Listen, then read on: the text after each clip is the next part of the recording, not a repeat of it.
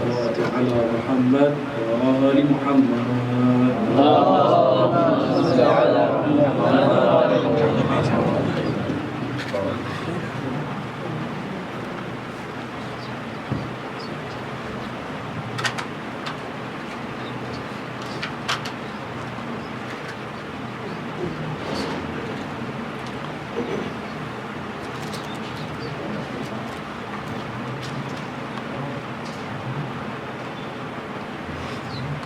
أعوذ بالله من الشيطان الرجيم. بسم الله الرحمن الرحيم. الحمد لله رب العالمين. الصلاة والسلام على أشرف الأنبياء والمرسلين أبي القاسم محمد. اللهم صل على محمد وآل محمد. صل على من قال هذه الكلمات. يا مالك الملك يا هازم الأحزاب يا مفتح الأبواب يا مسبب الأسباب سبب لنا سببا لا نسلك له طلبا بحق لا إله إلا الله وبحق محمد رسول الله.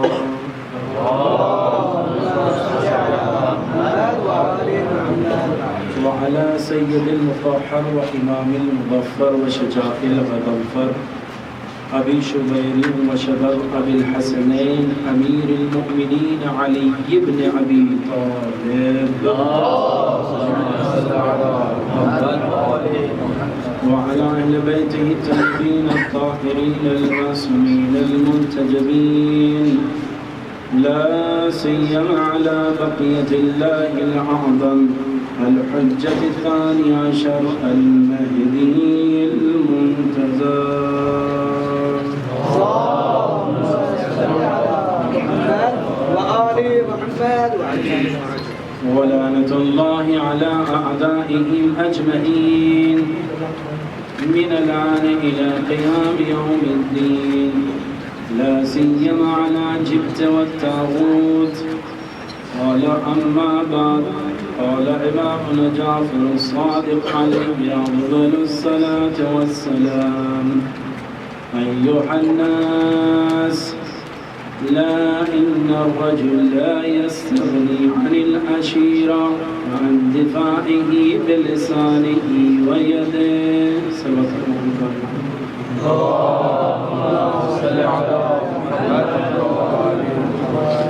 اب اس کے کچھ باتیں عرض کرو. حضرات سے گزارش ہے یہ رسول ہم تین رسول خاص کو دعوت فرما کر مرحوم مقبورہ اشرف بچت بنت ریاض احمد حیدر احمد خاتون مرحومہ طاہرہ بانو نرجس خاتون اور جملہ مومنین و مومنات کے لیے ساتھ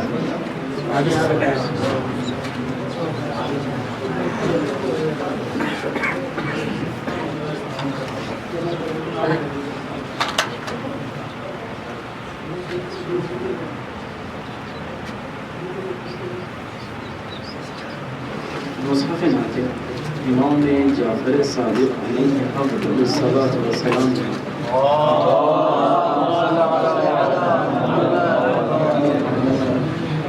تھوڑا اور آگے چلے جائیں جنت دیکھنا. عزیزان گرامی مصحف ناطق امام جعفر صادق علیہ افضل الصلاۃ والسلام نے ارشاد فرمایا. مختصر سا خطبہ امام کی طرف منسوب ہے جس میں امام نے فرمایا ایھا الناس آگاہ ہو جاؤ لوگوں. کس چیز سے؟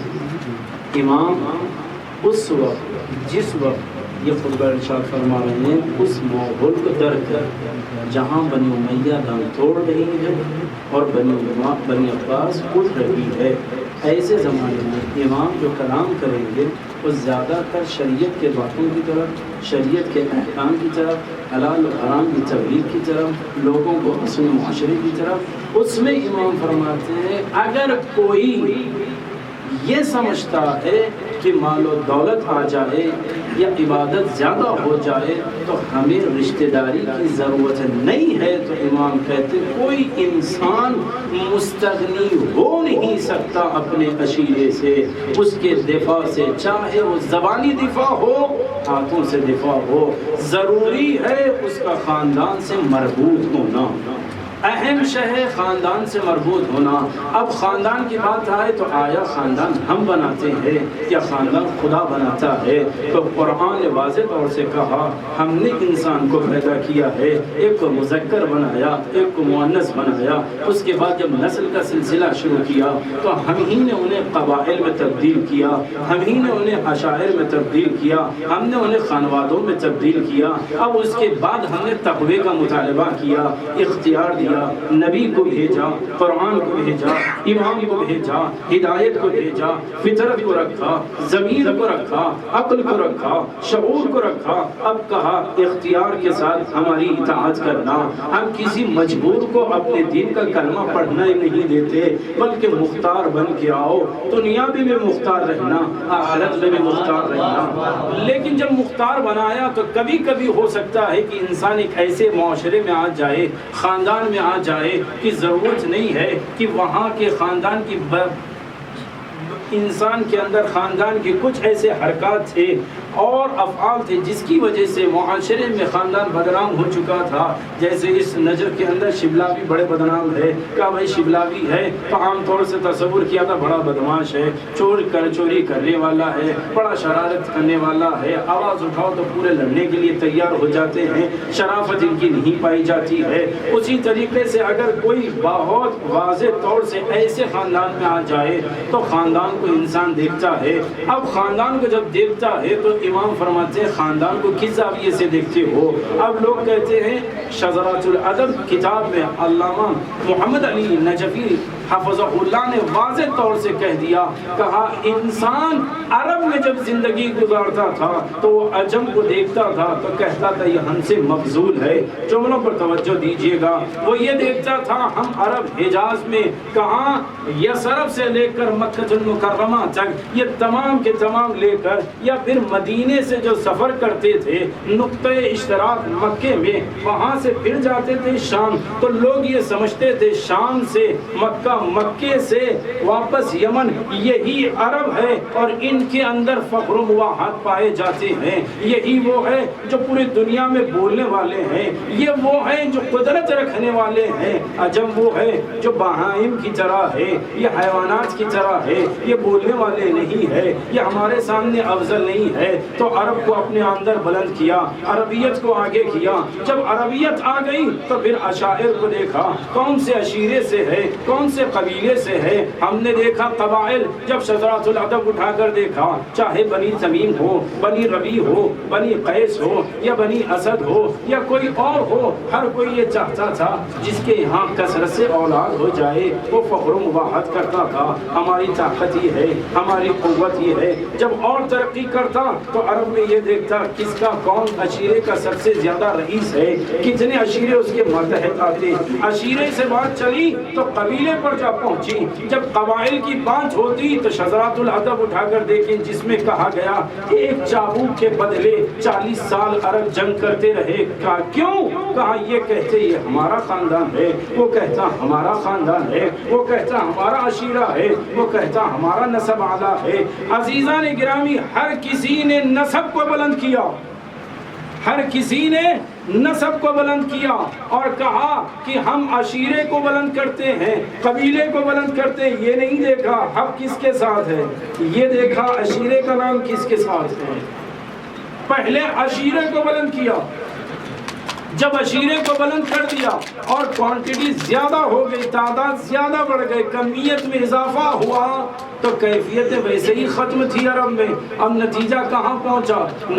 عرب نے یہ دیکھا کہ ہمارے مقابل میں کوئی نہیں ہے، لہذا مکہ المکرمہ کو اپنا رئیس بنایا، مکے کو اپنا واقعی ایسا نقطہ قرار دیا، مرکز قرار دیا۔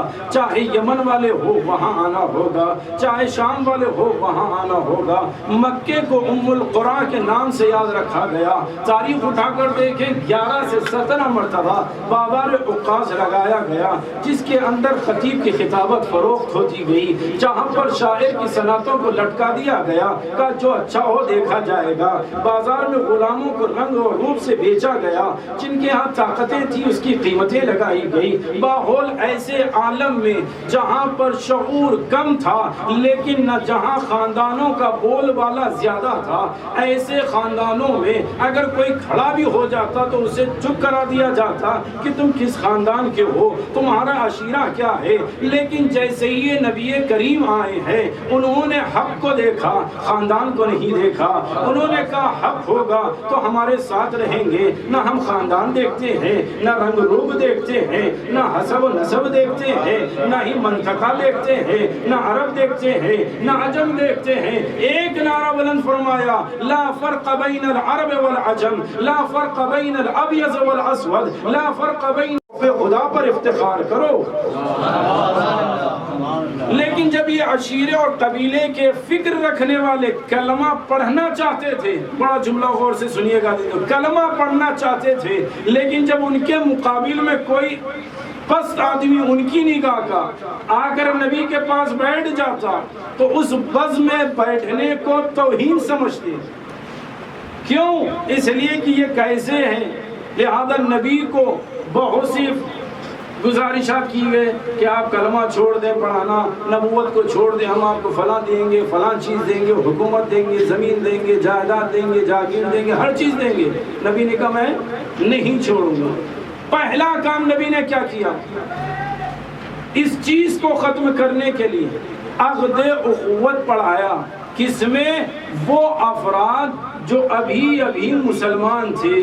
نبی نے کہا عقد اخوت پڑھو, بھائی چارگی کا کلمہ پڑھو, نسب نہ دیکھو, اسلام کو دیکھو.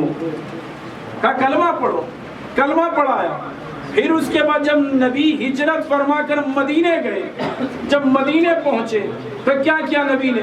مدینے میں دو قبیلے تھے, ایک اوس اور دوسرا خزرج, دو بڑے قبیلے تھے جو اطراف یہودیوں کے درمیان میں رہا کرتے تھے. وہاں سے نبی کے پاس گزارشات لے کر آئے. نبی نے کہا میں آ رہا ہوں. جب نبی گئے امیر المومنین کے ساتھ تو انصار وہ لوگ جو مدینے میں اوس و خزرج تھے اور مکے سے آنے والے وہ لوگ جو مہاجر تھے, آنے والے مہاجر جو پہلے تھے وہ انصار. نبی نے پھر عقد پڑھایا. کیا کہا؟ انصار سے کہا, مہاجرین میں سے ایک کہا چلو عقد اخوت پڑھو, بھائی چارگی کا کلمہ پڑھو. کا کلمہ پڑھایا گیا. نبی نے کہا انصار مہاجر کو اپنا بھائی قرار دو. تاریخ نے لکھا, کیا لکھا؟ کہتے ہیں انصار نے اپنی آدھی دولت مہاجر کو دے دی, اپنے کھیتی باڑی اور میراث میں اسے حقدار بنا لیا.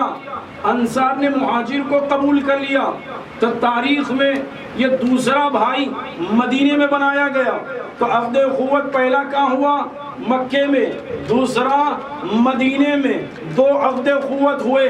ایک نئے کلمہ پڑھنے والوں کو بھائی بنایا تاکہ نسب بھلا دیا جائے, دوسری مرتبہ کلمہ پڑھایا گیا تاکہ مال میں شریک قرار دے دیا جائے, تاکہ دنیا کے تمام زندگی کے مسائل میں آسانی ہو. یہ تھے نبوت کے زمانے کے دو عقد جو مکے میں پڑھا گیا. وہ اسلام اور کلمے کی بنیاد پر پڑھا گیا تاکہ ہر کوئی دوسرے بھائی کا دفاع کرے. اور دوسرا عقد مدینے میں پڑھایا گیا, وہ کیا تھا؟ مال میں اشتراک اور دوسرے کا ساتھ دینا دنیاوی امور میں. لیکن یہاں ابھی تک دو عقد ہوئے, ایک مکے کا جس میں دفاع سکھایا گیا, مدینے کا عقد جس میں مال میں شرکت کرائی گئی. لیکن عزیزو جب ولایت علی کا مسئلہ آیا تو غدیر میں امام صادق نے کہا جب غدیر ہو 18 ذی الحجہ ہو تو نسب نہ دیکھنا, کون سید ہے کون غیر سید ہے, کون خان ہے کون پٹھان ہے, کون کیا ہے نہیں دیکھنا. اگر ولایت رکھتا ہے علی سے دوستی رکھتا ہے, دشمنوں سے عداوت رکھتا ہے, اگر وہ ایک ہاتھ آگے بڑھا لے تو دوسرا ہاتھ اس پر رکھ کر عقد پڑھ کر کہنا میں آپ کو اپنا بھائی بنا رہا ہوں. اور کیا جملے ہیں, اور سے جملے سنیے گا. کہا غدیر میں یہ کہنا خدایا تو گواہ رہنا, تیرے رسول گواہ رہنا, تیرے ملائکہ گواہ رہنا, ان تمام کے حضور میں قسم کھا رہا ہوں اے عہد کر رہا ہوں اگر جنت کا موقع مل جائے اور میرا نام جنتیوں میں ہو تو میں جنت میں اس وقت تک نہیں جاؤں گا جب تک یہ میرا بھائی جو غدیر میں بن رہا ہے وہ میرے ساتھ نہ چلے۔ سامنے والا قبول کرتا ہے، ہاں مجھے بھی قبول ہے، جب تک میں اس وقت تک جنت میں نہیں جاؤں گا جب تک میرا بھائی میرے ساتھ جنت میں نہ چلے۔ تو پتہ چلا 3 عقد ہوئے، ایک مکے میں، دوسرا مدینے میں، تیسرا غدیر خم میں۔ پہلا تھا دفاع کے لیے، جسم کی سلامتی کے لیے، دوسرا عقد تھا تجارت میں شرکت کے لیے، مال و دولت کے لیے، دنیا کی عزت کے لیے، اور تیسرا عقد تھا دنیا اور آخرت کے لیے۔ دولت یہی ہے جو ولایت والا ہے، فقیر وہ ہے جو دولت رکھتا ہو ولایت علی نہ رکھتا ہو۔ تیسرے عقد کو اہم بنایا۔ اب لوگ کرتے کیا ہے؟ اپنے نسب پر افتخار کرتے، ہم فلاں عشیرے سے، ہم فلاں قبیلے سے، ہمارا تعلق ان سے ہے، ہمارا ان سے ہے۔ تو یاد رکھیے بخاری شریف سے لے کر آپ ابن ماجہ کی کتابوں تک یا شیعہ مذہب کی کتابیں اٹھا کر دیکھ لیجئے گا، رشتے وہ ہیں، 2 رشتے ہیں۔ ایک وہ جو اللہ نے بنایا تو کوئی چھین نہیں سکتا، اور دوسرا رشتہ وہ ہے جو زبردستی بنایا جاتا ہے۔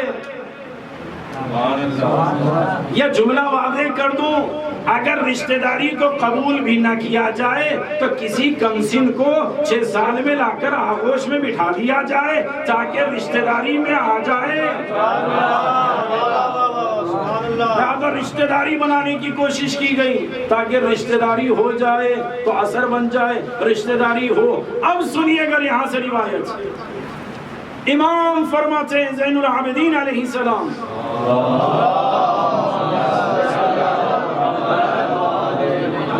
امام ارشاد فرماتے کہتے ہیں اپنے صحابی سے یاد رکھو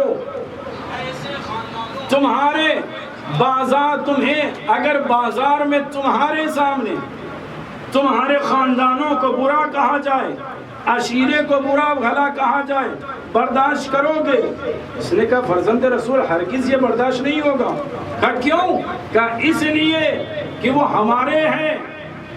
تو امام نے کہا جب تمہارے عشیرے اور قبیلے کی زیادہ وقت نہیں ہے تو تمہیں تکلیف ہو رہی ہے تو یاد رکھنا یہ ہمارے شیعہ ہمارے خاندان سے ہے۔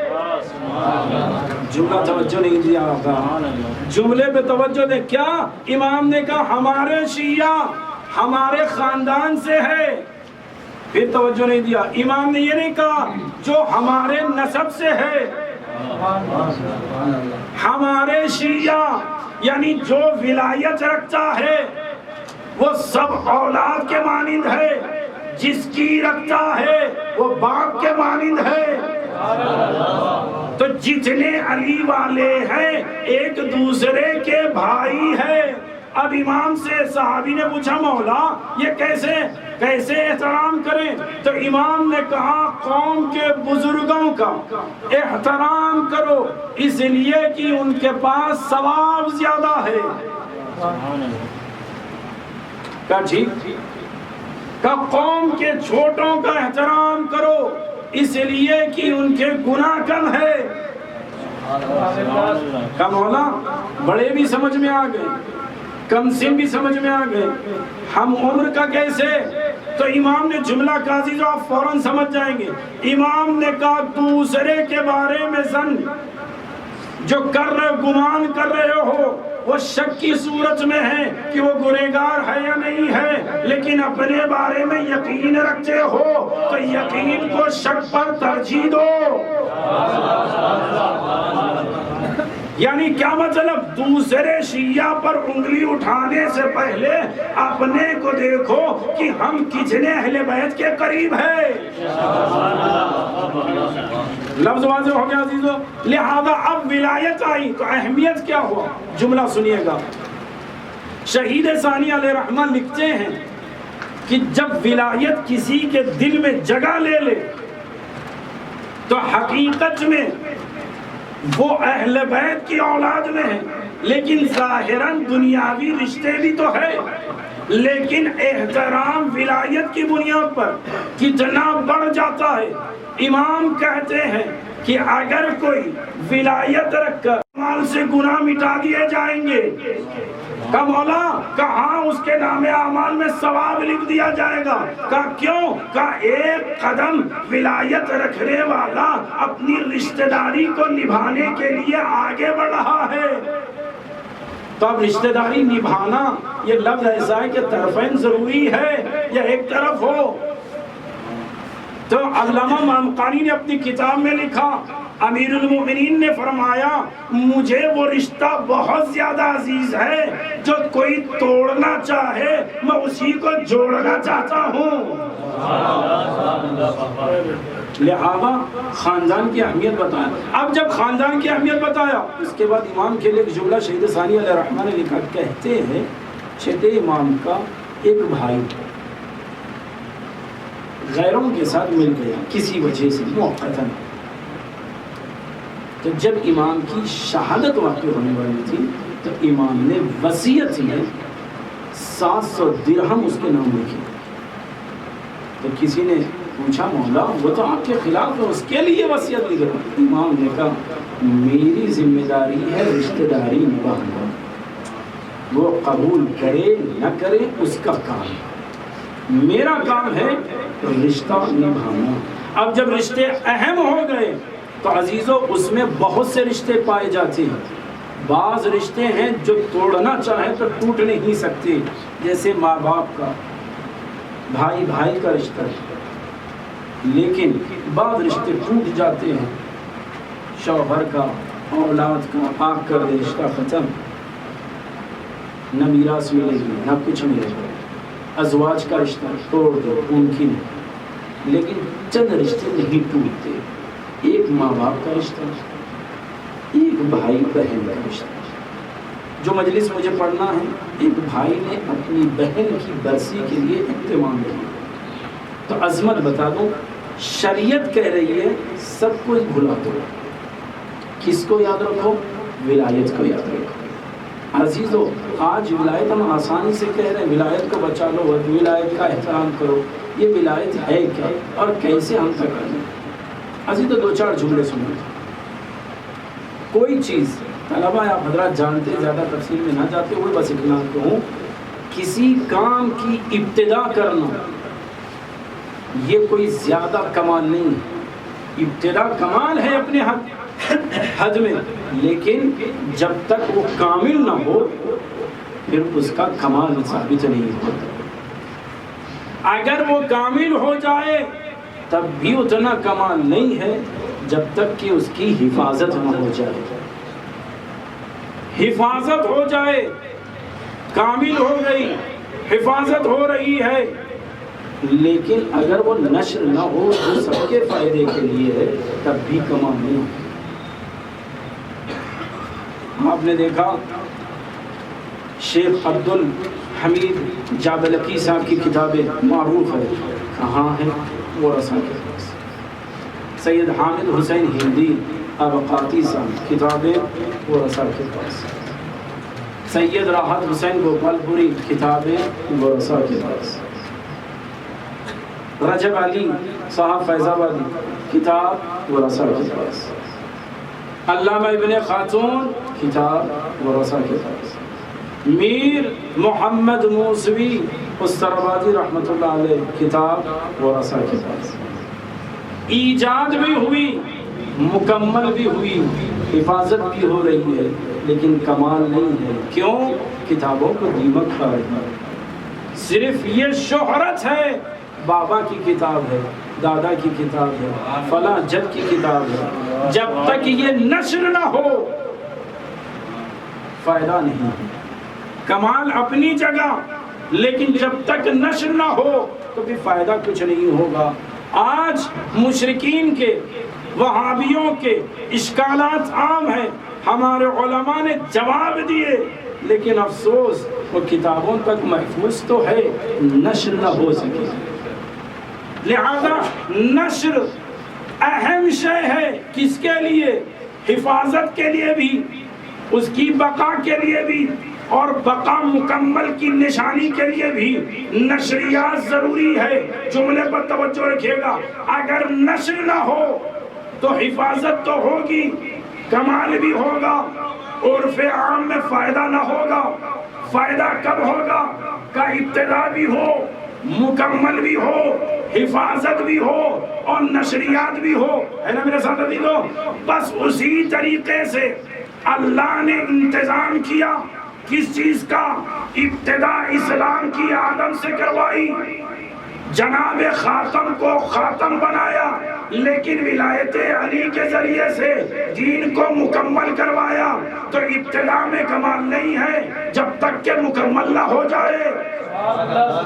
یعنی یوں کہوں، ابتدا آدم نبی سے، اکمال ولایت علی سے۔ ابتدا بھی تھی، اکمال بھی تھا، لیکن اگر حفاظت نہ ہوتی، چند برس نے آدم کی محنت کو بچا لیا، یوسف کے حسن کے ذکر کو بچا لیا، یعقوب کے صبر کو بچا لیا، یونس کے صبر کو بچا لیا، ابراہیم کی خلت کو بچا لیا، عیسیٰ کے زہد کو بچا لیا، محمد عربی کے دین کو بچا لیا، علی کی ولایت کو بچا لیا۔ کہ کیسے بچایا؟ کہ حسین نے پہلے ہی اقدام میں کہا، مجھ جیسا تجھ جیسے کی بیعت نہیں کر سکتا، اگر کر لیتے تو گویا آدم نے ابلیس سے بیعت کی ہے، ابراہیم نے نمرود سے کی ہے، موسیٰ نے فرعون سے کی ہے، محمد عربی نے ابو جہل سے کی ہے۔ امام نے کہا، مجھ جیسا تجھ جیسے کی بیعت نہیں کر سکتا۔ ایک ایسا قانون بنایا، اسلام محفوظ ہو گیا۔ کیا؟ ابتدا، اکمال، حفاظت تو ہو گئی، لیکن مسئلہ کہاں تھا؟ کہ ابتدا کمال ہے لیکن زیادہ فائدہ مند نہیں ہے، اکمال مکمل ہونا بھی کمال ہے لیکن زیادہ فائدہ مند نہیں ہے، حفاظت بھی کمال ہے لیکن زیادہ فائدہ مند نہیں ہے۔ کہ پھر کیا چاہیے؟ کہ نشر ہونا ضروری ہے۔ عزیزو، بس اتنا یاد رکھنا، آدم نے ابتدا کی ہے، اکمال ولایت علی سے ہے اور شہادت حسین سے اسلام کی حفاظت ہوئی، لیکن اگر عصر تن میں حسین آ کر اپنی بہن سے نہ کہتے، اے بہن آج کے بعد سے ولایت کو سنبھالنا، مجھے نماز شب میں یاد رکھنا، ہر قدم پر میرے سجاد کا ساتھ دینا، تو ایک بہن نے یہ بھائی کا وعدہ نہ نبھایا، بلکہ یہ سوچو ایک بہن نے آدم کی نبوت بچا لی، محمد عربی کی رسالت بچا لی، علی مرتضیٰ کی ولایت کو بچا کر نشر کر کے بتایا۔ اگر نشر نہ ہو تو ایجاد نہ کمال ہے، نہ اکمال میں کمال ہے، نہ حفاظت میں کمال ہے۔ اللہ نے اس رشتے کو اتنا مقدس بنایا کہ اگر بہن نہ ہوتی، نہ خون حسین کی یا نشر و اشاعت ہوتی، نہ اسلام پہنچتا۔ لہذا اللہ نے بہن کو وسیلہ بنایا۔ یہ پہلی مرتبہ نہیں تھا کہ حسین کے لیے اللہ نے بہن کو نشر و اشاعت کے لیے لایا۔ جملہ غور سے سنیے گا، پہلی مرتبہ نہ تھا کہ اللہ نے جناب زینب کو نشر اسلام کے لیے قرار دیا، کہ پھر کہ جناب موسیٰ کی ولادت کے بعد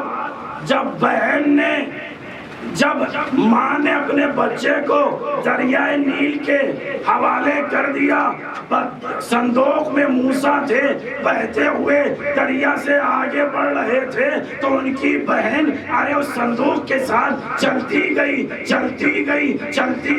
قصر فرعون تک پہنچی۔ جب اطلاع مل گئی کہ وہاں پر موسیٰ پہنچ گئے، قصر فرعون میں بھی گئی۔ جملے غور سے سنیے گا، کہاں سے ابتدا تھی؟ ماں وہاں سے شروع ہوئی، بھائی کا ساتھ دیا، کہاں تک گئی؟ قصر فرعون تک گئی۔ جب قصر فرعون میں پہنچی تو موسیٰ راضی نہ تھے غذا لینے کے لیے، تو کہا میں انتظام کرتی ہوں۔ جا کر ماں کو لے کر آئی اور کہا ماں غذا فراہم کیجئے گا۔ موسیٰ کو غذا ملی تو پتہ چلا ابتدا ماں سے تھی، قصر فرعون تک پہنچی، تب جا کر اپنے بھائی کا پتہ بھی بتایا، ماں کو ملایا اور موسیٰ کو عام کیا۔ کس نے؟ ایک بہن نے کہا ویسے ہی جیسے اللہ نے فرعون کے زمانے میں موسیٰ کی بہن کا ذکر کیا، ویسے ہی جناب زینب ہے ابتدا قبر ماں سے کی اور رخصت ہو کر یزید کے دربار تک گئی بھائی کے ساتھ، اور جا کر کہا دیکھو وہ زمانہ فرعون کا تھا جہاں موسیٰ غذا لینا نہیں چاہتے تھے، یہ زمانہ حسین کا ہے۔ یزید اتنا یاد رکھ لے، دولت خرچ کر دے، تلواریں چلا لے، نیزہ و بھالا چلا لے، لیکن یاد رکھنا ہمارے ذکر کو مٹا نہیں سکتے۔ ایک صلوات پڑھے محمد و محمد پر۔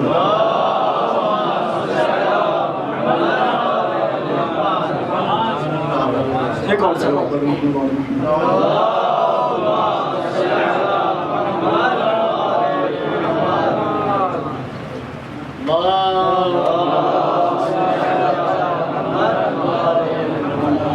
لیکن عزیز بہن بھائی کا بڑا خیال کرتی ہے، اسی لیے شریعت میں کہا بہن کو ناراض نہ کریں، بہن کا خاص خیال رکھو۔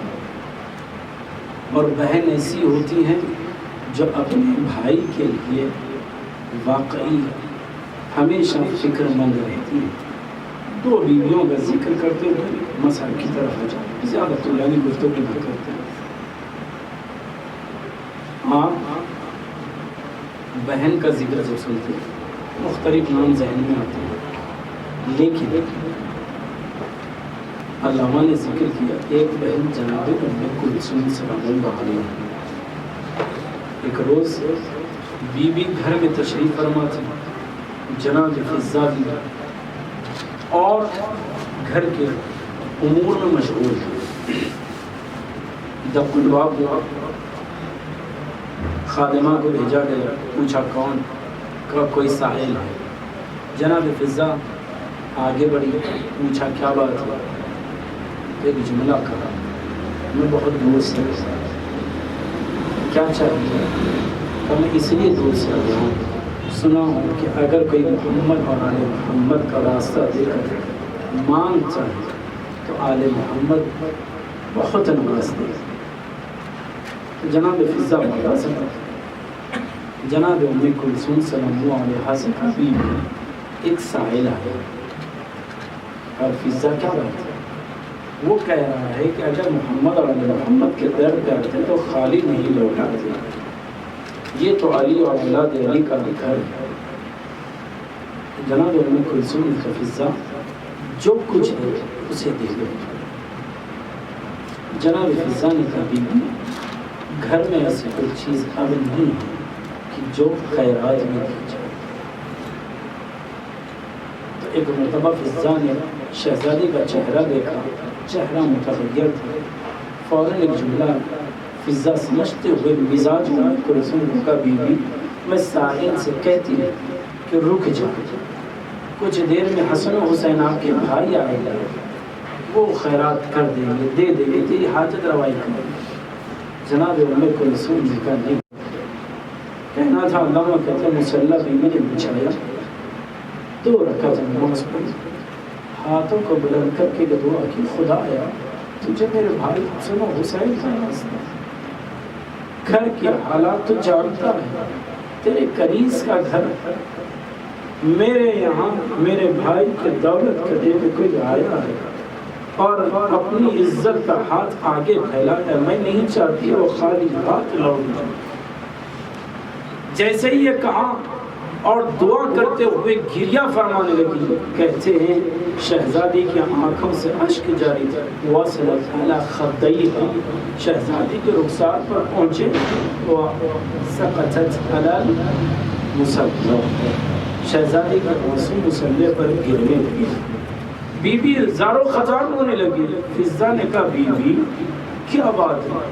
کہا فضہ ایسا نہ ہو کہ وہ خالی ہاتھ چلا جائے تو میرے بھائی افسردہ ہو جائے، میرے بھائی افسوس اور محزون نہ ہو. میں دعا کر رہی ہوں کہ خدا کوئی اسباب فراہم کر دے. بس اتنا کہنا تھا. فضہ نے کہا بی بی کتنا خیرات کریں گی؟ تو شہزادی نے آنسو پوچھتے ہوئے ایک مرتبہ جب آنکھ کھولی تو کہا فضہ کیا کہہ رہی ہو؟ کہا بی بی مصلی پہ تو دیکھیں. تو جب بی بی نے مصلی پر دیکھا تو جو آنسو گرے تھے اللہ نے اسے موتی میں تبدیل کر دیا.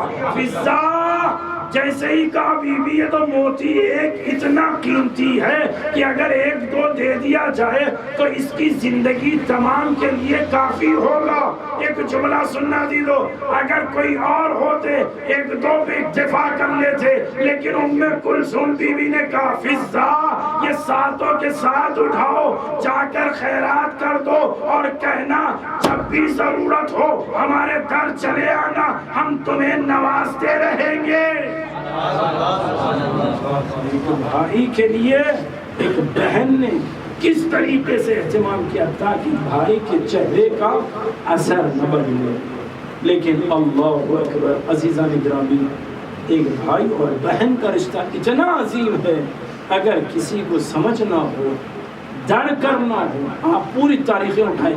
عظیم واقعات میں بھائی بہن کا ذکر ملتا ہے، چاہے موسیٰ کا زمانہ ہو، چاہے امام حسین کا زمانہ ہو، چاہے حتیٰ کہ کہہ جوان علی اکبر کے زمانے اور باقی کے تمام حالات کو دیکھیں، حتیٰ کہ 8ویں امام تک کے زمانوں کو دیکھ لے، 11ویں امام کے زمانے کو دیکھیں، بہنوں کا ذکر ملتا ہے. عظیم مرتبہ ہے. دو بہن کا ذکر کر کر مصائب کو ختم کر دوں. مصائب سے پہلے ایک جملہ کہوں، ایک بہن وہ جو اپنے بھائی کے لیے اتنے بے چین کہ کوئی بیان نہیں کر سکتا، الفاظ لکھے جا سکتے ہیں، احساسات سمجھائے نہیں جا سکتے. عزیزوں، تاریخ نے لکھا جناب زینب سلام اللہ علیہا اپنے بھائیوں کے پاس رہتی تو مطمئن رہتی، اگر کچھ مدت گزر جائے تو بڑی پریشان ہو جاتی، بے چین ہوتے رہتی میرے بھائی حسن حسین کہاں، میرا عباس کہاں ہے. روایت کا جملہ ہے کسی کام سے سید الشہداء گئے اور تاخیر ہو گئی تو بی بی صحن خانہ میں انتظار کرتے کرتے سو گئی، اور جب سو گئی تو دھوپ کی شعاع شمس جو ہے بی بی پر آنے لگی. اتنے میں سید الشہداء گھر میں داخل ہوئے تو کیا دیکھا بی بی کے اوپر دھوپ آ رہی ہے. سید الشہداء نے اپنی لٹ اور اپنی نگاہ کو پھیلا دیا. جب حرارت کی کمی محسوس ہوئی تو بیوی نے آنکھیں کھولی تو کیا دیکھا بھائی مسکرا کر کہا بھیا حسین آئے ہیں. کہا زینب پریشان نہ ہونا تیرا بھائی آئے. پہلا موقع کہا بھیا جب آپ کے ساتھ ایسی ضرورت ہوگی تو بہن بھی اپنی چادر پیش کرے گی. لیکن عزیزوں جب یہی بہن کا مسئلہ زواج درپیش تھا بیوی پڑی پریشان، رخصتی ہوئی دولت علی سے، خانے علی سے بیوی رخصت ہوئی، گئی ہیں جناب عبداللہ کے پاس. دستور عرب یہ تھا کچھ مدت کے بعد، کچھ زمانے کے بعد ماں اور بھائی مل کر جاتے یا صرف ماں جاتی اور اپنے بہن کو لے آتی، بیٹی کو لے آتی. چنانچہ جناب زہرا باحیات نہ تھی، لہذا امیر المومنین فضہ جاؤ جا کر زینب کو واپس گھر لے آؤ. جناب فضہ آگے بڑھی، جیسے ہی جناب عبداللہ کے گھر اجازت لے کر داخل ہوئی تو کیا دیکھا جناب زینب رو رہی ہے اور ٹہل رہی ہے، صحن میں ٹہل رہی ہے. ایک مرتبہ فضہ سمجھ گئی کہ شاید اپنے ماں زہرا کو یاد کر رہی ہے تو ایک مرتبہ گھٹنوں کے بل بیٹھ گئی اور ایک مرتبہ کا بی بی میں آپ کی ماں بن کے نہیں آئی ہوں، کنیز بن کے آئی ہوں، ابھی بس اتنا بتاؤ اتنی مدت گزر گئی میرا بھائی حسین مجھ سے کیوں ملنے نہیں آئے؟ اللہ، لیکن ابھی تک ایک بھائی کا ایک بہن سے شکوا تھا، لیکن اللہ اکبر 11 محرم کو وہ وقت بھی آیا جب بکھرے لاشوں کے درمیان بہنوں کو لایا گیا تو عزیز جو مدینے میں چادر کا واقعہ ذہن میں زینب کے تھا، بی بی قریب گئی، بکھرے لاشے کے قریب جا کر ایک مرتبہ سایہ کیا، لیکن سائے کے لیے چادر نہ تھی تو مرثیے میں کہا بھیا تیری بہن کے پاس چادر نہیں ہے کہ سایہ کر سکتے۔ اللہ اجرکم اللہ، لیکن عزیزو یہ بھائی بہن کا رشتہ تو واقع واضح تھا، لیکن اللہ اللہ امام سجاد سے پوچھیں بہن کا رونا، بہن کا تڑپنا، بہن کا بے چین ہونا کیسے ہے؟ تو روایت ملتی ہے کہ جناب سید سجاد علیہ السلام نے علامہ مہدی نے کتاب پیاس کے مدفن میں یہ واقعہ لکھا ہے، روایت کو لکھا ہے، حکایتاً عرض کر رہا ہوں، کہتے ہیں 11 محرم کو جب رسیاں لائی گئیں تو سجاد آگے بڑھے، کہا دیکھو ہم آل محمد کے گھرانے والے ہیں، رسی لی خواتین کے حوالے کر دیا، بیویاں رسیوں کے حوالے ہوئے تو ایک مرتبہ اونٹ لائے گئے، اونٹوں پر بیویوں کو بے کجاوا اونٹوں پر بٹھایا گیا، ہر بیوی کو سوار کیا گیا۔ علامہ مہدی نے یہ روایت کو لکھا ہے، عجیب انداز میں لکھا، شمر نے جب سکینہ کو دیکھا تو منظر یہ تھا، ارے دامن چلا ہوا تھا، چہرے پر تماچوں کے نشان تھے، ارے کانوں سے خون ٹپک رہا تھا۔ ایک مرتبہ سکینہ کو اونٹ پر بٹھایا، عزیزوں پر کمسن شہزادی تھی، اب جو اونٹ اٹھا ہے تو بہن نے آواز دی بھیا سجاد یہ بلندی ہے، ارے میں تنہا ہوں، ابھی اونٹ چند قدم چلا تھا، شہزادی اونٹ سے گری، آواز دیا اے بھیا مدد کیجئے۔ دوسری مرتبہ، تیسری مرتبہ، علامہ مہدی کہتے ہیں آخری میں شمر ملعون نے یہ روایت کیسے سنو گے مجھے نہیں معلوم، ایک مرتبہ ملعون نے اونٹ کو بٹھایا، شہزادی کو بٹھانے کے بعد رسیوں سے ہاتھ اور پیر کو باندھ کر اونٹ کے گلے میں باندھ دیا۔ عزیز جب اونٹ چلا، ارے بی بی آوازیں دی گئی بھیا، ارے بھیا، ارے بھیا، ارے وہ بھائی بہن کو کیسے بچائے جس کے گلے میں خاردار خوف ہو۔ اللہ، یہ دن گزرے، زندان آیا، ابھی تو بس آخری روایت کا بہت ختم مسائل، جب زندان میں بی بی سکینہ نے خواب میں مرتبہ بابا کو دیکھا تو کہا بھیا میں نے اپنے بابا کو خواب میں دیکھا، جیسے یہ کہا تو ایک مرتبہ امام سجاد نے کہا بہن سینے سے لگا لیا، کہا بھیا اگر میں دنیا سے چلی جاؤں تو علامہ مہدی کہتے ہیں وصیت میں کہا یہ پیرہن نہ بدلنا، مجھے اسی کے ساتھ دفن کر دینا۔ ایک مرتبہ سینے سے لگا کر کابو بھی آنا میری بہن کو سنبھالیے گا، اس لیے کہ بوبی اللہ یہ آخری شب ہے، اتنا سننا تھا۔ زینب نے چیخ مار کے کہا سجاد خدا کی خیر ہو۔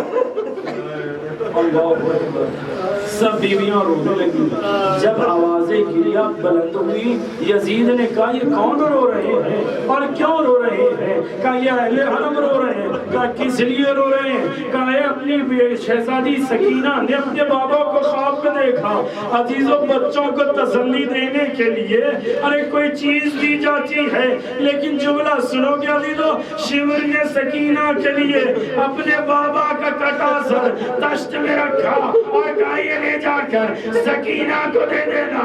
عزیزو جب سر گیا, روایت کے جملے ہے, امام سجاد نے اٹھ کر استقبال کیا, بیوی نے سر کو لیا, لا کر ایک مرتبہ امام سجاد نے سکینہ کو سر دیا. عزیزو وہ جملے سنیے گا یہاں سے. ایک مرتبہ جب سر لیا تو جناب سکینہ نے چھوٹے چھوٹے ہاتھوں سے اپنے بابا کا سر سنبھالا اور ایک جملہ کہا, یا ابتا من الذی بعثک نرجو, اے بابا آپ کے بعد کون ہے جو ہم رجوع کر سکیں اس کی طرف. یا ابتا من الذی للیتیم حتی یکبر, اے بابا یتیموں کو پالنے والا کون ہے. یا ابتا من الذی للعرامہ, اے بابا بیوہ کا خیال رکھنے والا کون ہے. بس عزیز اتنا جملہ تھا. حسین کی آنکھیں کھلی تھی, بی بی نے ایک جملہ کہا, یا ابتا من الذی ایتمنی فی صغر سنی, اے بابا وہ کون ہے جس نے مجھے کم سنی میں یتیم کر دیا. حسین رونے لگے. عزیز چھوٹے چھوٹے ہاتھوں سے اپنے بابا کے آنسو کو صاف کرتے کرتے جب ہاتھ گلے کے قریب پہنچے, شہزادی نے اپنے بابا کو دیکھا اور کہا, یا ابت من الذی, ارے من الذی قطع وریدکا, اے بابا وہ کون ہے جس نے آپ کی رگوں کو پھاڑ دیا. یا ابت من الذی خذبک بدمائک, اے بابا وہ کون ہے جس نے آپ کے ریش مقدس کو ارے خضاب کر دیا. اتنا کہتے کہتے ایک مرتبہ جب شمع کو قریب لایا گیا, عزیزو میں جملہ سنو, محمد صاحب کو ختم کر دو. جب شمع قریب لائی گئی تو ایک مرتبہ امام کے چہرے کو دیکھا, سکینہ نے چیخ ماری اور ایک مرتبہ کہا, اے بابا خدا حافظ. اللہ شہادت بتاتے ہوئی امام سجاد آگے بڑھے, بہن کا ہاتھ لیا, کہا انا للہ و انا الیہ راجعون. ایک مرتبہ غسالہ آئی ہے, غسل دیا ہے. بس آخری جملہ عزیزو یہ اپنے مرثیے میں ہر جگہ کہیں نہ کہیں تو سنا ہوگا, لیکن ایک مرتبہ امام سجاد نے اپنی بہن کا لاش اٹھا کر کہا, بہن تو بلاتی رہی, تیرا بھائی مدد نہ کر سکا, اے میری بہن, ارے یا امانت بابا کا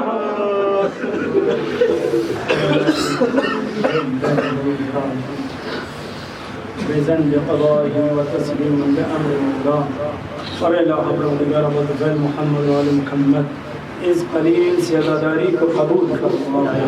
خدایا تجھے واسطہ آل محمد کا جس گوشت میں آل محمد کے چاہنے والے رکھیں سب کی جان مال عزت و ایمان کی حفاظت فرما. امام وقت ظہور میں تاجیل فرما, ان کے لشکر میں ہم سب کو شمار فرما. ہمارے امام کو ہم سے راضی و خوشنود فرما. خدایا ہمارا مرحومین کے گناہ کبیرہ صغیرہ کی مغفرت فرما. خدایا تجھے واسطہ آل محمد کا جو لوگ بھی امتحان میں شرکت فرمانا, خدایا ان بہترین برام سے کامیابی عنایت فرما. خدایا تجھے واسطہ آل محمد کا ہم سب سے نعمت عظیم جواری علی علیہ السلام کو سلب نہ فرما. خدایا جواری علی علیہ السلام میں رہ کر میں دین حاصل کرتے ہوئے اس پر عمل کرنے کی توفیق کرامت فرما. خدایا تجھے واسطہ آل محمد کا پرچم اسلام کو سر بلند فرما, پرچم کفر و نفاق کو سر نگون فرما. خدایا اگر دشمنان اہل بیت و عزاداری لائق ہدایت تو ہدایت عطا فرما, ورنہ نیست و نابود فرما. خدایا تجھے واسطہ آل محمد کا مقامات مقدسہ کی حفاظت فرما. دنیا میں زیارت حسین اور آخرت میں شفاعت حسین نصیب فرما. جنت البقیع پر سایہ عنایت فرما. جس کسی نے بھی التماس سے دعا کا خدایا ان کی دعاؤں کو قبول فرما، اس مجلس کو تمامیان کی طرف سے قبول فرما، خدایا ان کی تمام مرحومین خصوص ان کی خال کو مغفرت فرما، ان کے لیے ان کی قبر کو معطر و وسیع فرما، خدایا ہماری دعاؤں کو قبول فرما، ربنا تقبل منا انک انت السمیع العلیم۔ آپ حضرات سے گزارش ہے ایک مرتبہ سورہ حمد و سورہ حمد کی تلاوت فرما کر مرحومہ و مغفورہ عشرت بنت ریاض احمد، حیدر علی مرحوم، فاطمہ مرحومہ، طاہرہ بانو مرحومہ، نرجس خاتون مرحومہ، کنیز فاطمہ مرحومہ اور جملہ مومنین و مومنات بالخصوص پرواسوں کے لیے اور شہداء اسلام کے لیے